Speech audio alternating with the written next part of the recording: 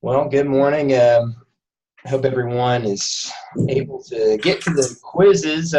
Finally got most of them except for I don't have chapter 12 up yet, but they all should be open and accessible. And um, my fault that you guys didn't have access to those, so still kind of tentatively putting a no due date yet, no solid date on it, but just try, if you guys don't mind, try as hard as you can to get them in before Wednesday if possible, just so that we can move into review for the next test.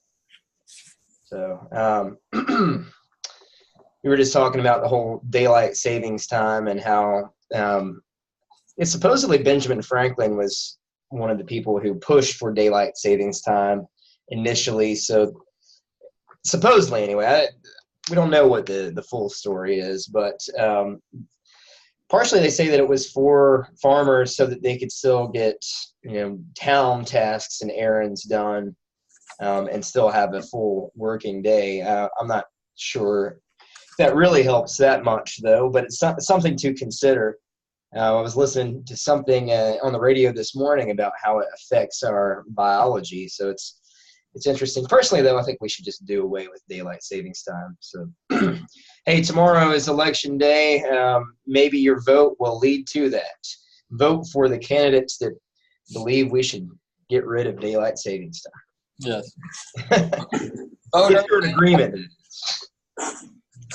Yep. Vote early and often, and it's easier to vote early because we moved the clock back, so you can see when you're driving.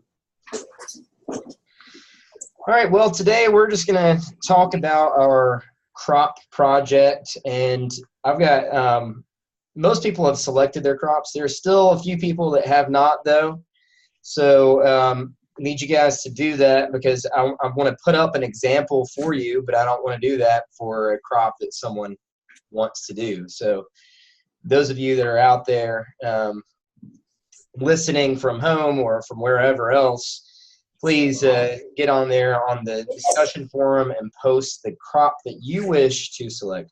The whole purpose of this crop project is so that you can get sort of an intimate knowledge on a crop of your choice that you might want to produce one day. That's kind of what I'm hoping for anyway. Like Yusuf, for example, has chosen to do heirloom tomatoes. So that's what he wants to grow. So, and what he is starting to grow. So it's very in line with what he wants to do. If those of you that are more interested in animal production, then, I mean, maybe choose a crop such as some sort of pasture grass or legume. Plant science and technology does lead to animal science and technology as well. So pasture can definitely be a crop. So I developed a little PowerPoint here. I'm sorry, it's not very flashy, but just wanted to go over what we're looking for as part of this crop project assignment.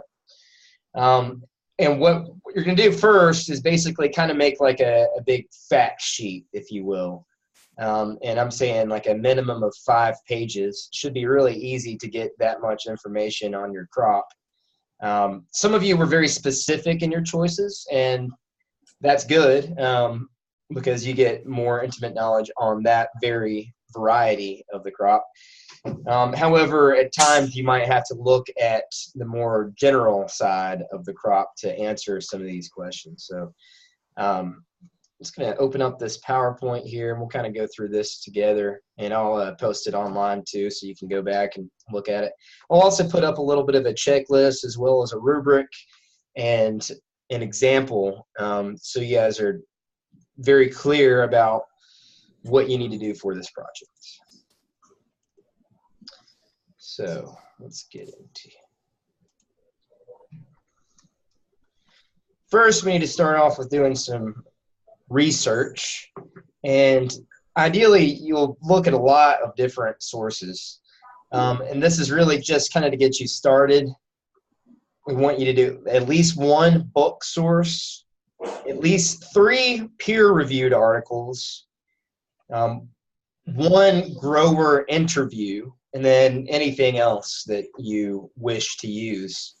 I think the grower interview is really important, and it's something that is not, it doesn't seem very intuitive about citing from an interview, but basically you can use direct quotes, or you can use whatever citation style that you choose. I don't really care what citation style you use, but just stick to one style, whether it's MLA or APA. There are good sources online that will tell you how to cite from like an in-person or over the phone interview. So for instance, maybe your crop is not currently being grown in Virginia. You don't have access to a grower, then you can do an over the phone interview or an email interview. That's fine. The whole point, though, is to get you to talk to someone that is already growing the crop that you've chosen and to get some information from them. Ideally, you'll do a lot of the other research and check a lot of these other boxes before you do your grower interview, because there will probably be a lot of questions that you'll get answered from your other sources, and then some that are probably a lot more difficult to answer, or you might not even be able to find an answer through your sources. So that's where you get into the grower interview and ask them, well, so how do you grow this, basically? So I'm just going to take a minute here to look at research, and this is for Southside. Of course, for those of you that are out there at Southwest or other places, you should be able to access either through Southside or through Southwest library this information. So if you're looking at the PowerPoint, you should just be able to click on the link. Or if you're on the website, depending on which website you're on, current students, and then there's a library link actually up here at the top. If you click on that, it'll bring you here. And I think the easiest way to do it is to just go to quick search. There are other sources down here, like for instance, the Overdrive or EBSCO. But if you do the quick search, usually that's searching all those same databases anyway. So opening up a quick search there, and then enter in some keywords to get some of the information that you're looking for. So for instance, if no one chooses it, I'm going to do eggplant. And you might want to try this a couple of different ways. You can also use the advanced search over here, and it will give you some parameters to search by if you need them. But let's just say, for instance, that I'm looking for information about the plant nutrition of eggplant, for instance.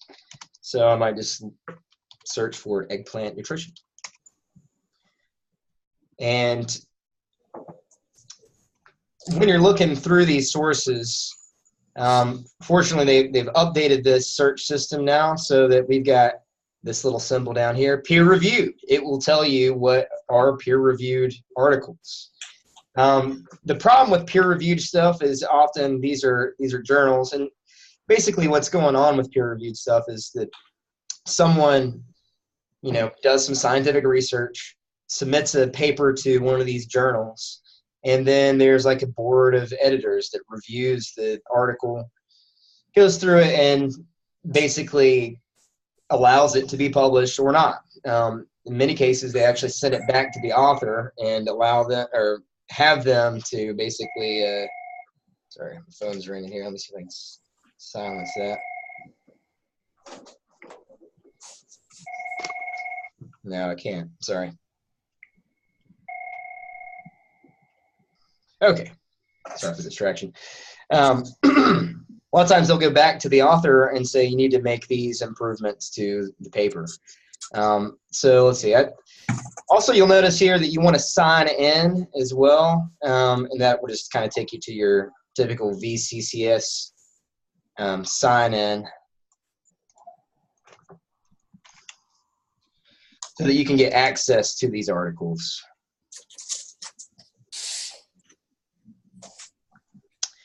So notice I search for eggplant nutrition, and what comes up here, I get a good peer-reviewed article. Be sure to look at your sources here. So Journal of the American Dietetic Association. So it's talking about the human nutrition of eggplants. And that is a peer-reviewed article. That you could use that, but we want to know about the plant nutrition of the eggplant. So going through these sources, I'm not seeing much about the plant nutrition. So I might add in a term like plant.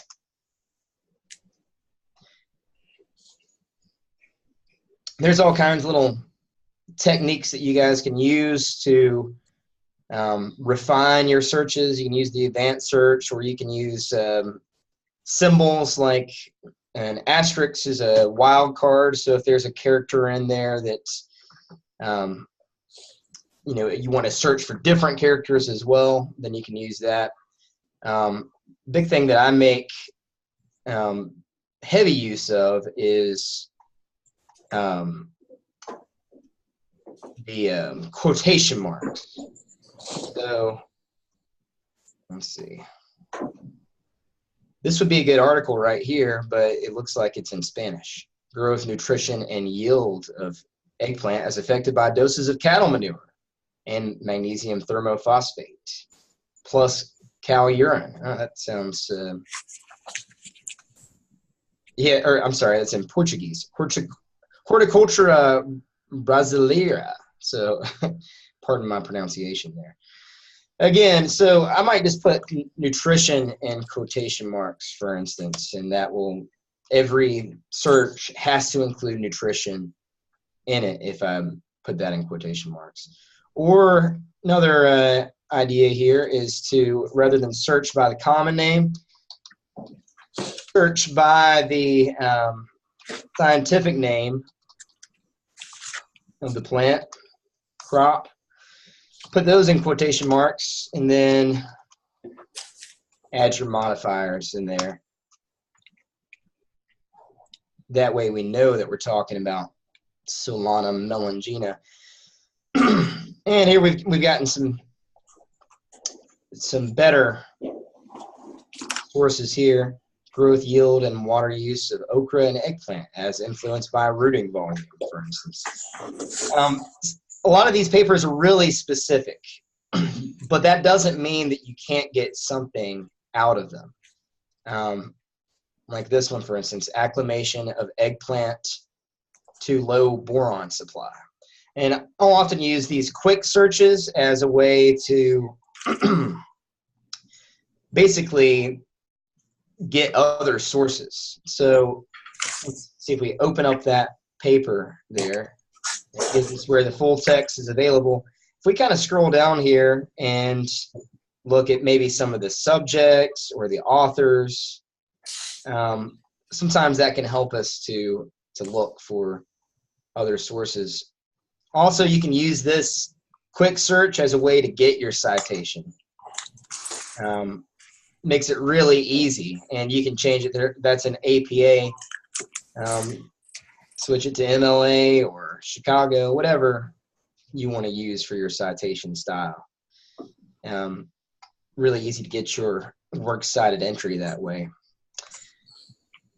Let's look at the full text. Yeah, you'll probably run into this sometimes. Sometimes you get broken links and whatnot. That's a unfortunate thing with the with some of these library services. Yeah. Let's try again from another route. Anyway, I mean, just a little bit about using your search sources. We want at least 3 peer-reviewed articles, at least 1 book. I think this is not going to open for me. Let me find another article, because I just want to point out the importance of looking at the article citations. Let's look at this one.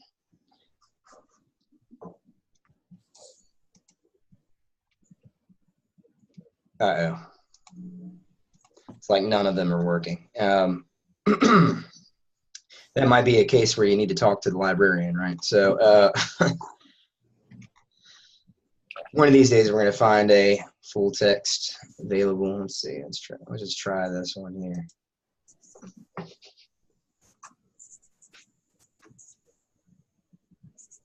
There we go. So this is a different topic, of course, because it's the abstract and the full text. And if you go to the full text and you just scroll all the way down and look at the articles references, then a lot of times there are a lot of interesting sources in here that they've cited from that you could use to get other information from. I'm going to kind of, just for a second, go into something that probably all of your other teachers, especially English teachers, are going to say never use. But I'm going to say that it's all right to use it as a as a way to find sources. So Wikipedia is not really peer-reviewed. I mean, it kind of is. It is reviewed by their peers, but anyone can be a Wikipedia editor. So it's not scientific as much, and it's really not as often like more editor review. So let's just look up eggplant here. And the thing that I wanted to point out here is that often Wikipedia does require you to actually use citations. They'll say it's not complete if you haven't used, cited references. So we can look here. There's a whole wealth. There's like almost 50 sources here. And excuse me, sorry. A lot of times you can use these sources as something to go off of. So how to grow eggplant in cooler climates, for instance. Now, this is not a scientific peer-reviewed article. However, there could be some good information here. Yeah, so I mean, there is some information. It's not cited, so that's not for use in the peer-reviewed articles, but nonetheless, there is some good information there, and that's something to go off of and to get a little bit of information from. So, all right, let's go back here to our presentation. Anybody have any questions about actually doing the research part? If you guys need help finding a grower, let me know. I'll be happy to help you find one. Be ideal if you could do one in person, but if you can't, then over the phone or online is fine too. All right, so that's your research. 1 book source, 3 peer-reviewed articles, 1 grower interview, and anything else that helps write this, basically a large fact sheet about your crop. So here's the information we're looking for. We want, first, the basic crop information, including common name. Actually, I should have said common names, because in many cases, you're going to have multiple names. Like in the eggplant example there, we had eggplant, of course, or aubergine is kind of like the British name for it. Any other common names that come up in your research, list those. The scientific name, including the family. So for eggplant, the family is Solanaceae. The scientific name is Solanum melangina. For the main species, although there are some other species too. So again, scientific names included. For those of you that were very specific, then you might just be focusing on one variety, and that's fine. But either way, still list other scientific names of other crops in the same kind of genus and species. Look at the common varieties too. What, for instance, with eggplant, you guys might have been familiar with the variety Black Beauty, one of the really common varieties grown. Just list some of these common varieties down. when was it domesticated? What was its center of domestication? And what are its wild relatives?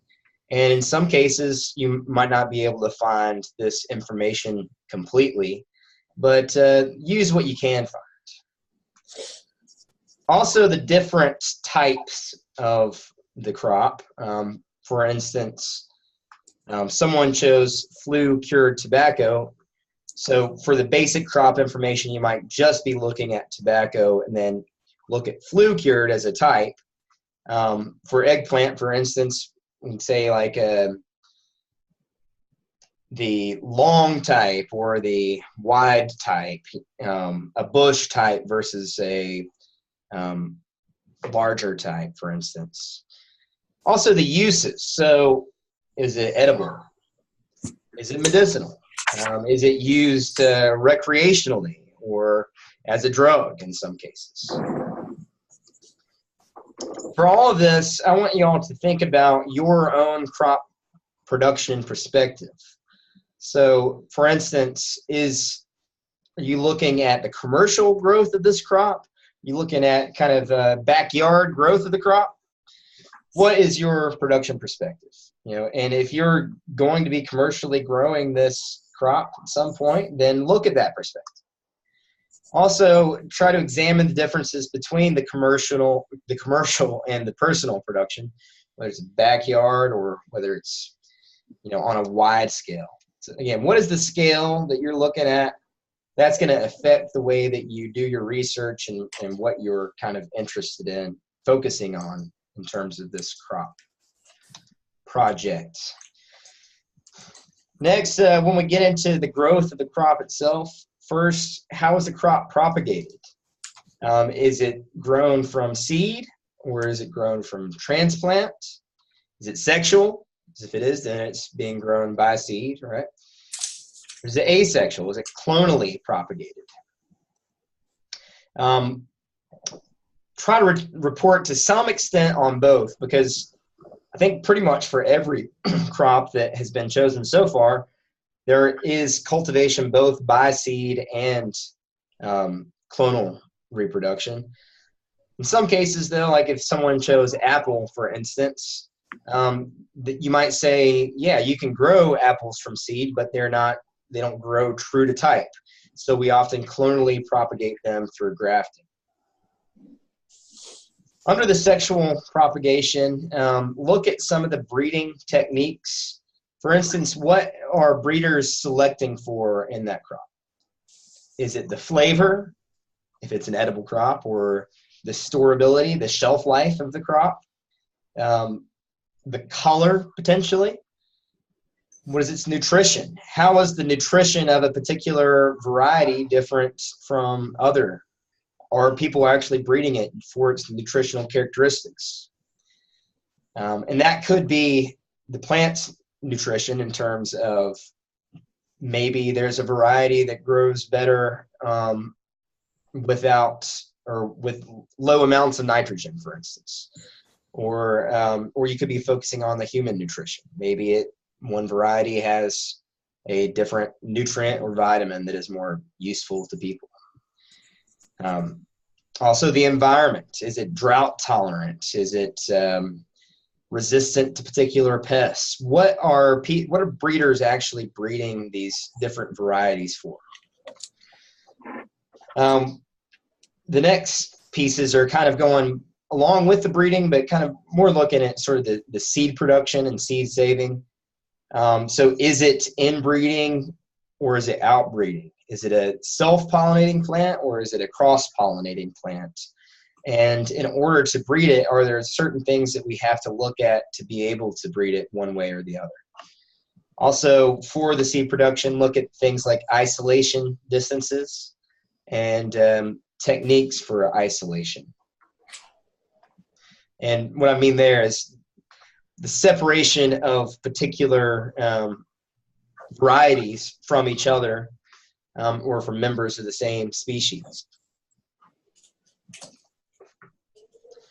Look at the seed properties too. Again, in some cases, you might be focusing on a crop that is not often grown from seed. either way, still try to find out, some of the information about what does it take for the seed to germinate. If you're purchasing seed, are there more hybrid varieties or open pollinated varieties available?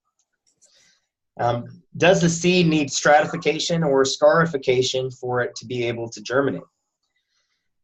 Most of our crops you won't have any stratification or scarification requirements necessarily, but then again, in some of these cases, some stratification or scarification can improve germination percentage. So imagine, looking at that. Let's just think about tomatoes, for instance.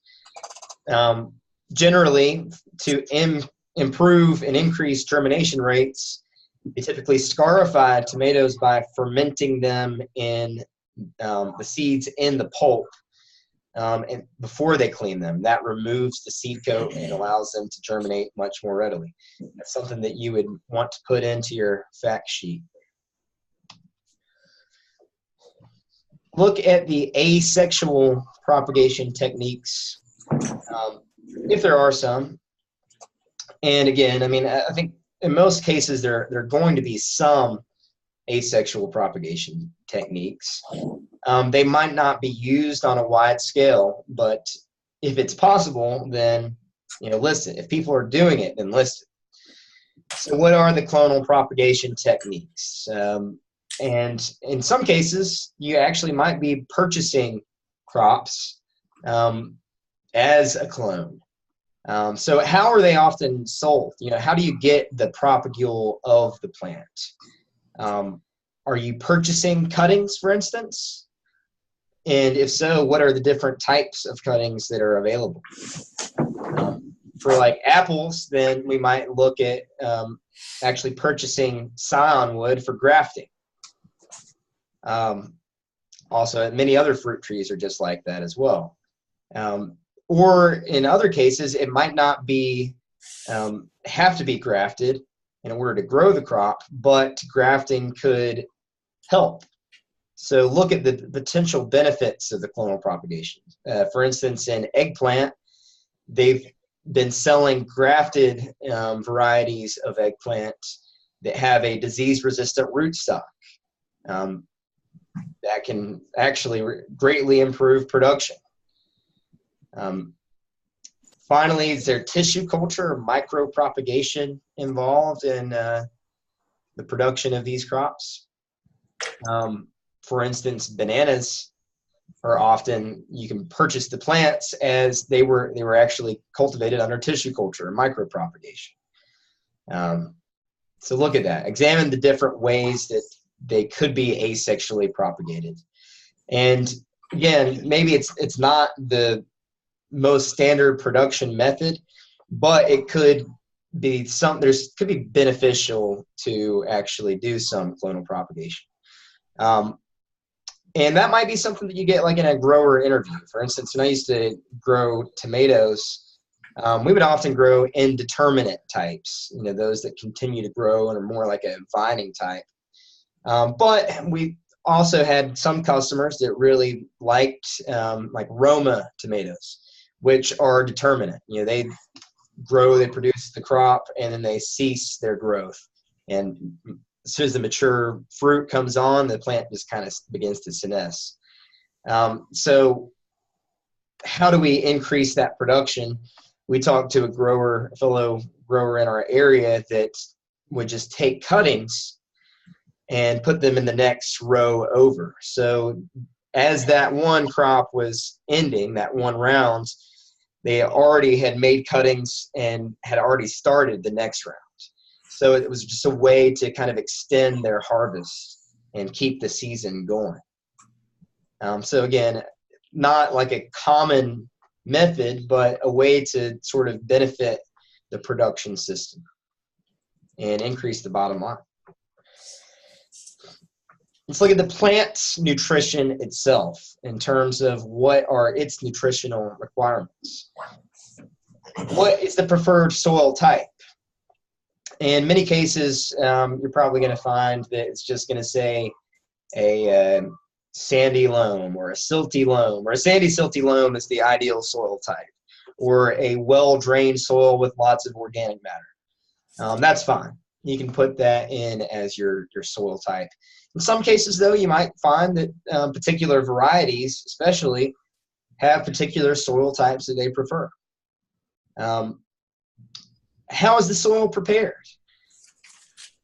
Is the soil often biofumigated, for instance, or do you often do kind of your series of plowing, disking, and tilling to prepare the soil for planting?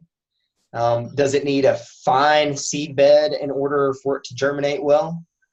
Or what? I mean, basically, how do you prepare the soil for the best production, the best nutrition of that plant and that crop? Then look at the specific nutritional requirements, especially in terms of macronutrients and micronutrients. This is where the peer-reviewed articles come in handy, especially because there are, I would actually recommend looking at specific journals for some of this. For instance, there's a Journal of Plant Nutrition out there. And if you just go to that journal, which I believe is available through Southside, Southwest, it's available through us as well.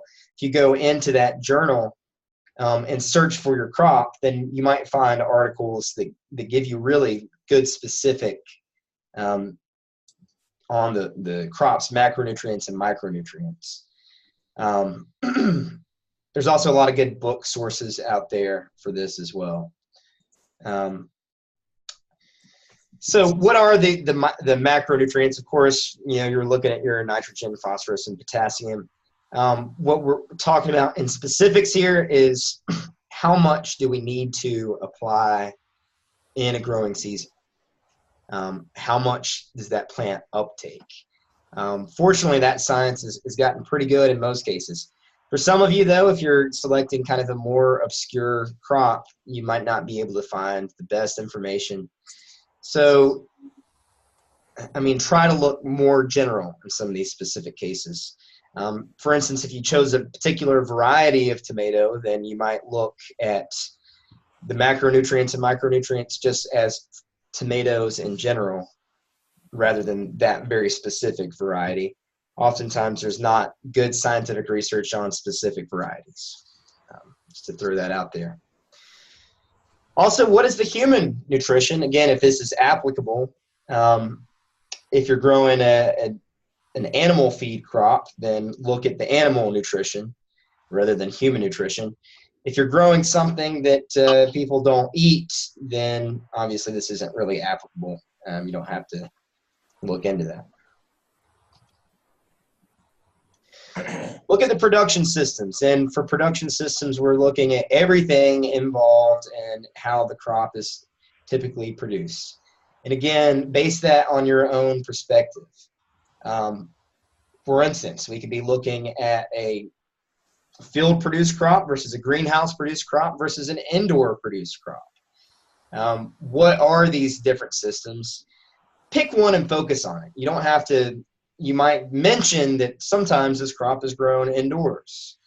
You can make mention of that, but don't necessarily go into it. Look at the particular production system that you would be using to produce the crop. So if it's field production, then look at field production. If it's indoor or greenhouse, then look at that.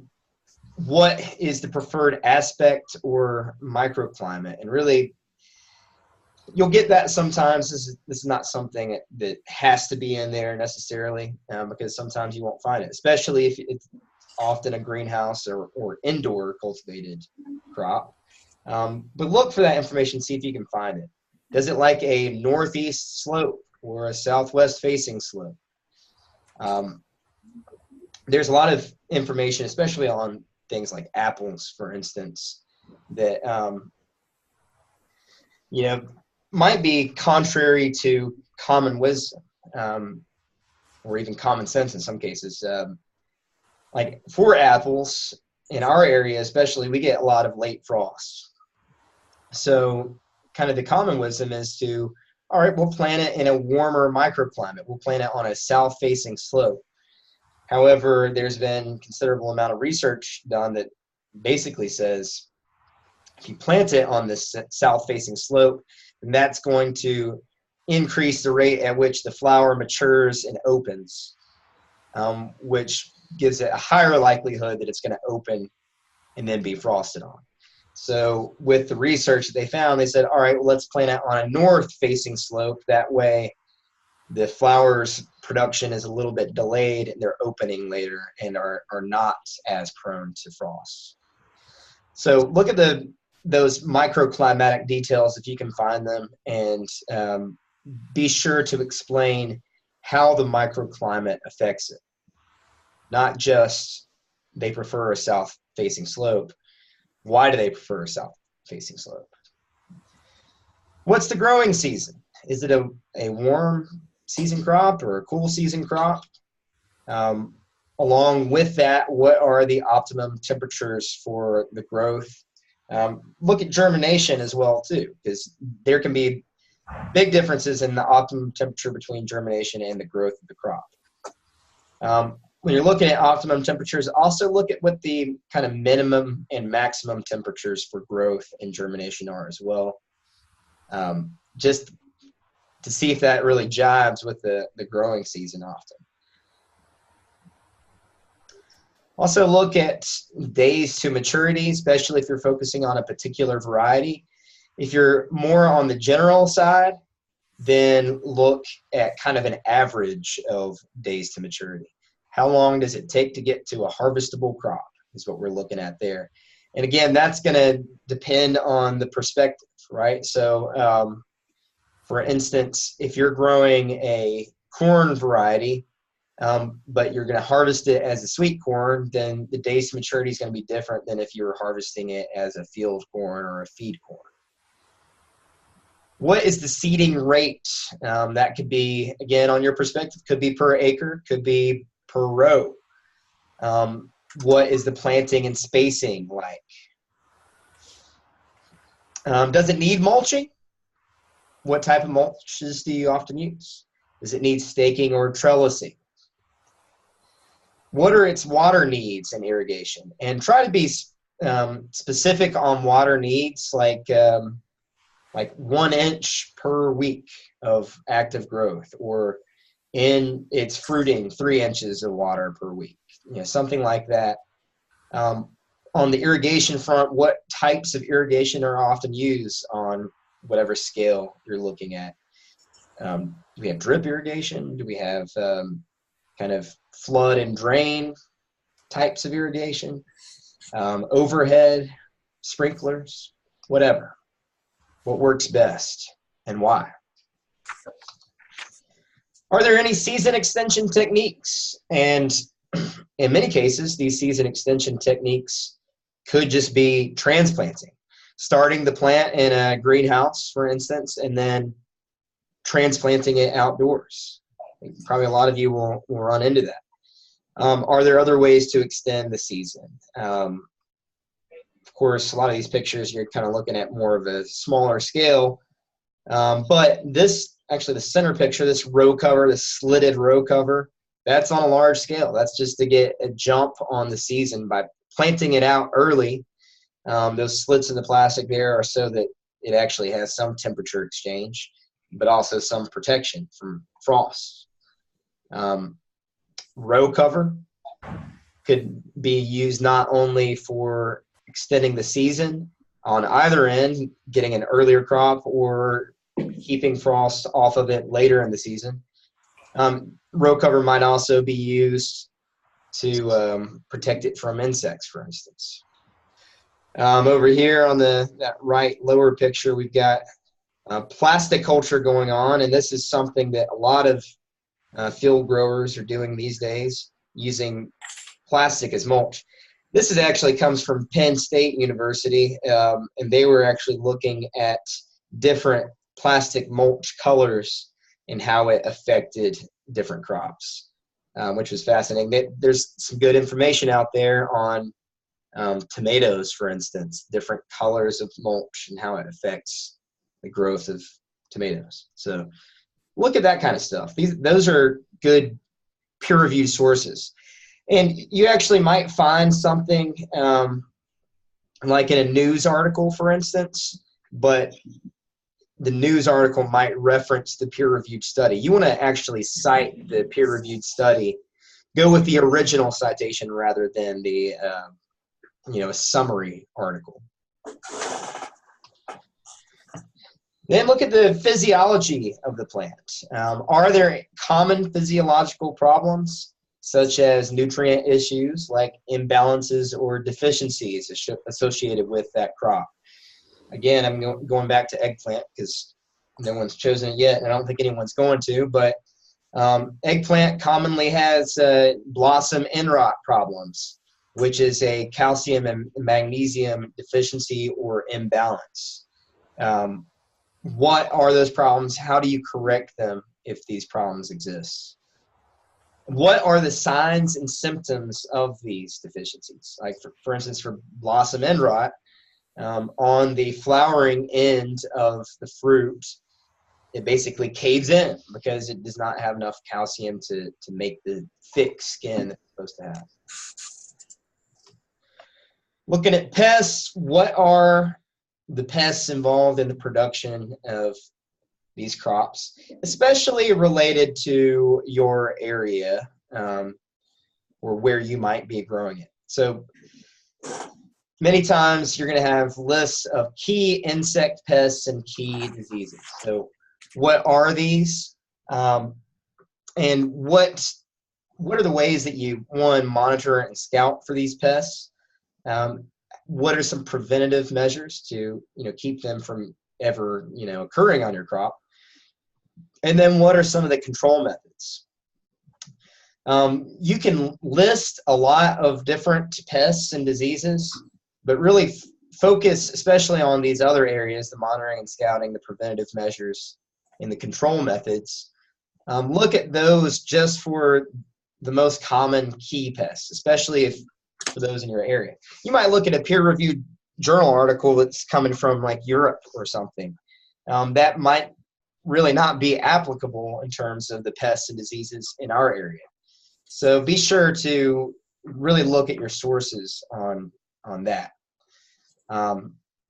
For instance, for eggplant, going back to eggplant, one of our key insect pests is the flea beetle in our area anyway. Other parts of the country and other parts of the world don't have as big problems with flea beetles. For us, though, it makes it really difficult to grow eggplant well. I can't really think of any major diseases in eggplant, but just see what comes up. Fusarium wilt, for instance, might be a key disease. And again, really emphasize on how to monitor and scout for these pests. How do you know when you have that problem? What are the signs and symptoms that appear in the crop? All right, so we've gone through the growth and the production of the crop. We get to the fun part, the harvest of it. So one, what are the harvest indices of your crop? What are the indicators of how you know when to harvest this crop? For eggplant, you get a really bright, glossy color in the skin of the fruit. And if you use your thumbnail to kind of indent the skin, then it's resistant to that thumbnail and it should press back. Some indices there. What are the harvesting techniques? Is it mechanically harvested? Does it have to be harvested by hand?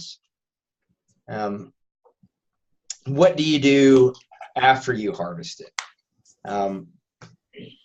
For some cases, you might need to dry and cure it. Some cases, you might need to do some removal of field heat from the actual crop product. Might need to wash it. You might need to sterilize it in some cases. You might need to put it on ice immediately. Things like that. How do you store it? What's shelf life of the crop once you've harvested it? Then to the sale. So what are the different methods of grading the product? For instance, what is a grade A eggplant versus a grade B eggplant. How do you price it? Especially looking at the whole economics of this situation. This is something I want you guys really to examine. What are the economics? What goes into the pricing? How do you balance your inputs with your outputs? Does it make sense to, I mean, is it an economical crop? That's a huge question. Can you produce it and actually make a profit? Are you going to sell it wholesale or retail? Again, that's kind of your own perspective. What would you suggest and why? And then what are some particular marketing techniques for the crop as well? Especially if you've chosen a specific variety, why would people want to buy this versus a different variety? Or even a category, like for heirloom tomatoes, for instance. Why do people want to buy heirlooms instead of your conventionally grown varieties? Finally, your research and your resources, excuse me. Look at some current and future research. What are they currently looking at for the crop? What might they be looking at in the future? That's often kind of like the last paragraph in a lot of peer-reviewed studies. They have suggestions for future research. So look at those areas. And of course, include a works cited in whatever style you choose, just be consistent. All right, so that's the crop project in a nutshell. Anybody have any questions, comments, or concerns about it? So we're going to start off with this. You guys kind of creating a, oh yeah, go ahead. Oh, I just had two just clarification questions. Number one, will these slides you just had, are you going to have them on Blackboard so they can refer to them? Yeah, I'll put them up under the presentations tab. Okay, cool. And the other thing is just for clarification, you want complete sentences and paragraphs, not bullet points for things, right? Yeah, kind of a mix. And I'm going to post up an example for you guys to sort of look at that. You'll have like one sort of introductory paragraph, but from then on out, you can kind of do more of the bullet point style. Oh, okay. To kind of sort of make like a big long fact sheet. And I'll post that up under assignments. I'll give you kind of a checklist to go by, as well as, you know, how many pages are required, etc. Okay, cool. And so this kind of begins, the next step is I'm going to pair you guys up, and then you're going to make like a little PowerPoint presentation to post up online. More details on that later on. Go ahead, Yusuf. Is there a deadline set for the project already? We're going to be looking really at like the last week of the semester.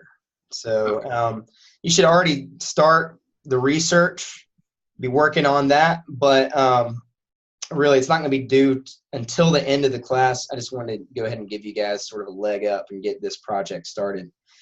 A great primary resource is actually your textbook. There's a lot of chapters at the end. Those last chapters are looking at these particular crops. Any other questions?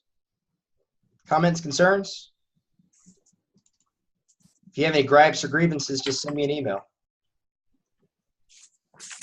All right, well, you guys have a great day, and just remember, try to log on, take those quizzes as soon as possible. Some people have already taken care of all of them. I made the last ones a little bit shorter for you, so I mean, if you guys can finish that by Wednesday, then we'll go into review. I'll be looking at what point you finish them. We'll review up to that point if you haven't finished it all. Okay. Y'all have a great day. Yep, you too. Bye, everybody.